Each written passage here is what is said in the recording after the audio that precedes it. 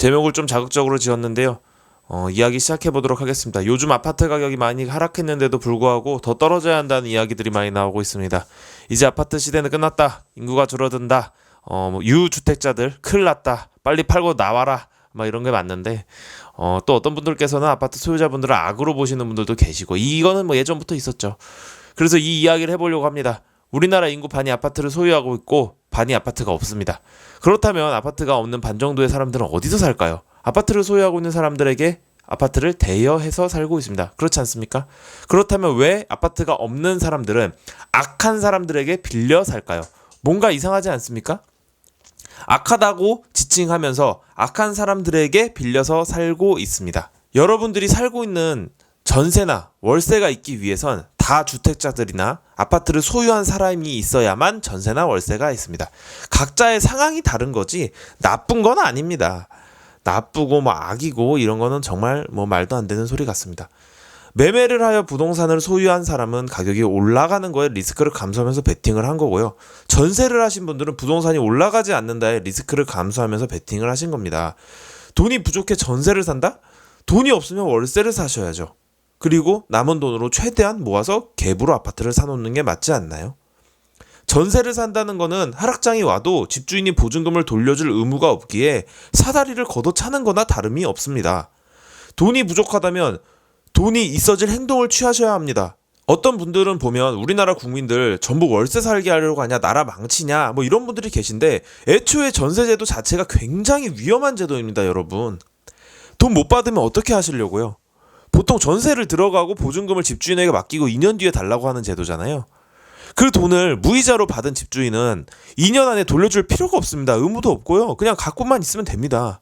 그렇다면 집주인은 받은 돈으로 뭘 할까요? 투자를 하겠죠, 당연히. 투자를 안 한다면 적금이라도 들 겁니다. 요즘 이자 높잖아요. 이제는 3%로 내려왔지만. 아니면 갭으로 사놓는 분들도 계실 거고요. 그 받은 돈으로. 그러니까 돈이 돈을 버는 구조입니다. 세입자가 2년 뒤에 나간다고 해도 또 구하면 되는 거고요. 근데 그렇다면 세입자는 어떨까요? 3억의 전세금을 냈다고 칩시다. 그래서 2년 뒤에 3억의 돈을 받았습니다. 요즘 인플레이션이 핫하죠? 인플레이션 퍼센트지만큼 녹았습니다. 돈을 뺏긴 거죠. 녹은 겁니다. 이거를 잘 이해하셔야 됩니다. 만기 때가 되면 집주인이 또 전세 올려달라고 하죠. 인플레이션에 보증금이 녹았는데 돈도 올려달라고 합니다. 서민들이 2년 동안 빡시게 모은 종잣돈이 얼마나 되겠습니까? 보통 딱 그 정도 올려달라고 하거든요. 폭등장이면 더 과감히 올려달라고 할 수도 있고, 보증금을 세입자들이 집주인에게 줄 땐 항상 또 무이자로 대출을 해준다, 이렇게 생각하시면 됩니다. 무이자입니다. 무이자. 집을 집주인이 사는데, 투자를 하는데 무이자로 돈을 빌려드리는 겁니다. 이 구조를 정말 잘 이해하셔야 합니다. 3억 받았다고 그대로 받았네, 아이고 좋아, 역시 돈 안 나가니까 전세가 좋아, 이러시면 안 됩니다. 그 와중에 집주인은 3억을 가지고 투자를 진행하고요, 그냥 3억을 다시 돌려준 셈입니다. 수익 내고요. 이렇게 말씀하실 수 있습니다. 그래, 너 말대로 그건 잘 됐을 때 이야기고, 3억을 받은 집주인이 투자를 진행했는데 잘 안 되면 그건 집주인 손해 아니야?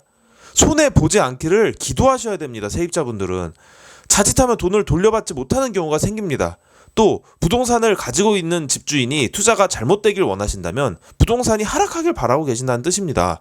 그렇다면 전세를 사시면 안 되고요, 월세를 사셔야죠. 생각을 해보십시오. 전세를 갖고 있으면 돈을 돌려받지 못합니다. 하락장 때도 그 목돈을. 그러면은 보증금이 적은 월세에 사시다가 그래, 하락하길 바란다 하다가 하락했을 때 아파트를 사는 구조가 나와야 이게 정말 옳은 구조입니다. 예를 들어 집주인에게 3억을 줍니다.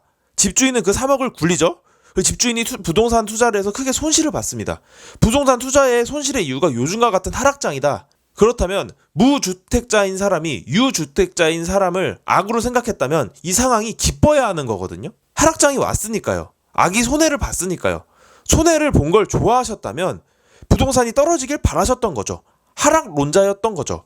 그렇다면 무주택자분이 부동산을 사야 합니다. 그때는 부동산이 떨어졌으니까요. 부동산을 살 수 있나요? 유주택자가 투자의 손실을 보고 보증금을 돌려주지 못할 상황이 올 수도 있고, 또한 그렇게 생각하시는 분이 하락할 때 용기 내서 부동산을 사실 수 있을까요? 자신의 종잣돈이 묶여 있는데 살 수 있을까요? 그렇기에 월세에 들어가 있는 게 훨씬 이득입니다. 그 조금씩 나가는 월세가 부담되신다고요? 돈을 못 돌려받으실 수도 있는데요. 만약 월세를 살고 부동산에 투자를 하셨다면 월세를 사시고 부동산에 투자를 했다면 그 몇백, 몇십 나가는 돈 몇 년이면 복구됩니다. 부동산 올라갈 때 몇 억, 막 몇 배씩 올라가는 거 보셨죠? 그깟 월세 뭐 2년 동안 살면 1,000, 2,000 나가죠? 그게 아까우신가요? 근데 올라가는 거 보면 배 아프시죠? 그렇게 생각하시면 됩니다. 어차피 보증금이란 돈은 계약 기간 동안에 돌려주지 않아도 되는 돈입니다. 이게 정말 중요합니다. 이게 정말 여러분들은 이걸 아셔야 됩니다. 만기 때가 되면 집주인이 전세 올려달라고 이제 다시 오실 겁니다. 한번 고민해 보시길 바라겠습니다. 이상 정바은락이었습니다. 들어주셔서 감사합니다.